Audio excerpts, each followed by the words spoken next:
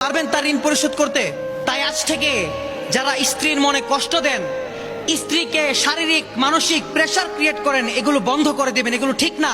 একজন ভালো মুসলমান কখনো তার স্ত্রীর সাথে খারাপ ব্যবহার করতে পারে না। শুধুমাত্র যারা দুর্বল ইমানদার আছে, যাদের অন্তরে আল্লাহর ভয় কম, তারাই স্ত্রীর সাথে খারাপ ব্যবহার করতে পারে।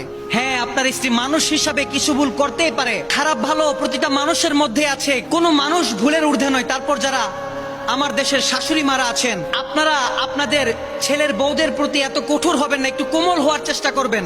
একটা কাজের মধ্যে যদি তার ভুল হয়, তাকে একবার বুঝান, দুইবার বুঝান, তিনবার বুঝান।